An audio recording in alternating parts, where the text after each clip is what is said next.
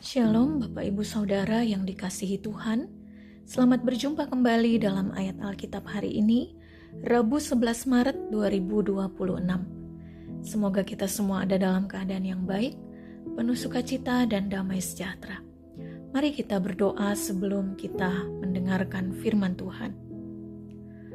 Bapa Surgawi, Bapa di dalam nama Yesus Tuhan kami kembali menghampiri kekudusan-Mu Tuhan, bersyukur atas segala berkat-Mu, dan memohon Engkau yang terus menuntun kami dengan firman-Mu ya Tuhan. Khususnya saat ini, kami hendak membaca, mendengar, merenungkan firman-Mu.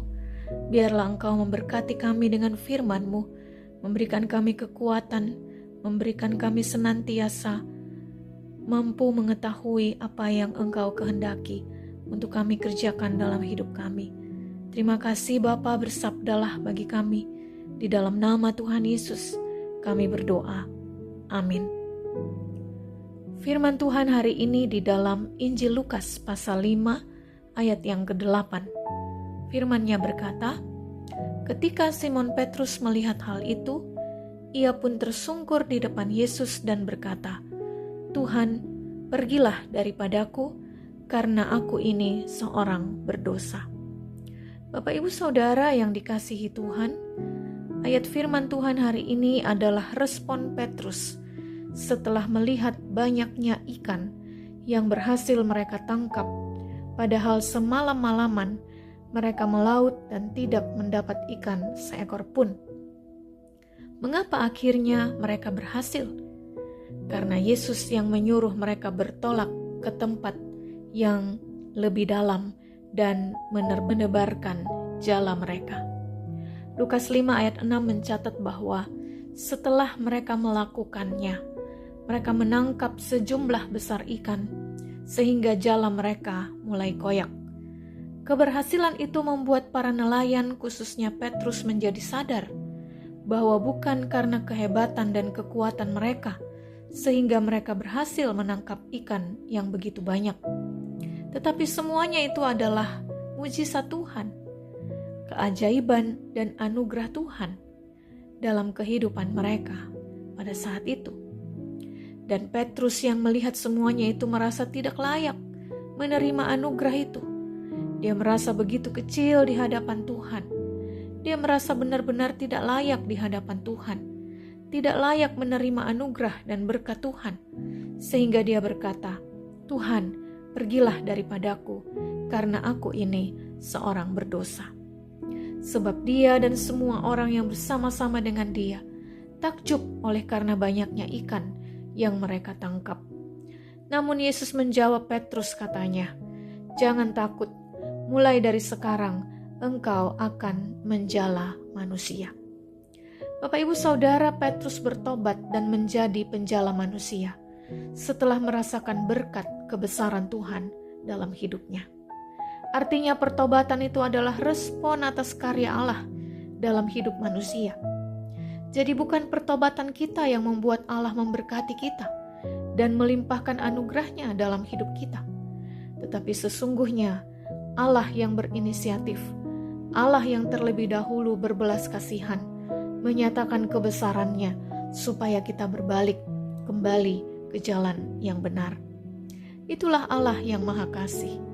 Dia memanggil kita ketika kita masih berdosa, masih hidup dalam kegelapan, dan membawa kita hidup dalam terang melalui kedatangan anaknya yang tunggal yang menebus dan menyelamatkan kita.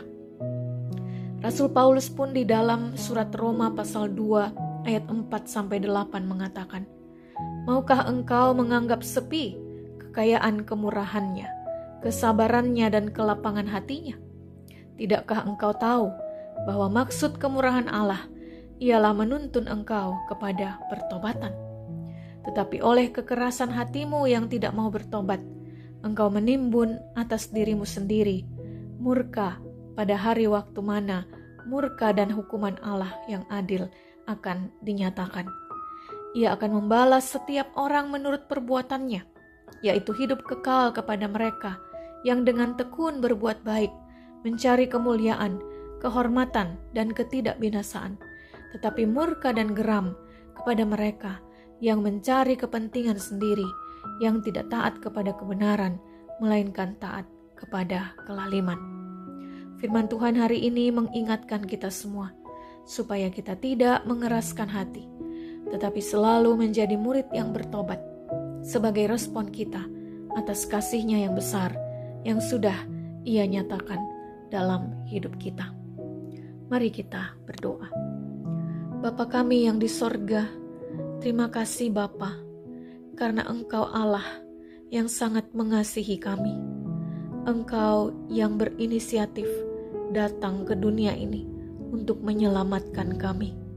Engkau yang menyatakan kebesaran kasih-Mu di atas kayu salib, ya Tuhan. Melalui minggu-minggu Prapaskah ini kami diingatkan betapa besar anugerah-Mu dalam kehidupan kami. Dan kami patut untuk meresponnya dengan hidup sebagai murid-murid Tuhan yang bertobat. Biarlah Tuhan tolong kami supaya kami tidak mengeraskan hati, tetapi kami senantiasa mau hidup dalam pertobatan yang sesungguhnya. Terima kasih Bapa. Kami memohon di dalam nama Tuhan Yesus yang mengajar kami berdoa. Bapa kami yang di sorga, dikuduskanlah namamu, datanglah kerajaan-Mu. Jadilah kehendak-Mu di bumi seperti di sorga. Berikanlah kami pada hari ini makanan kami yang secukupnya, dan ampunilah kami akan kesalahan kami, seperti kami juga mengampuni orang yang bersalah kepada kami. Dan janganlah membawa kami ke dalam pencobaan, tetapi lepaskanlah kami daripada yang jahat, karena Engkaulah yang punya kerajaan dan kuasa dan kemuliaan sampai selama-lamanya. Amin.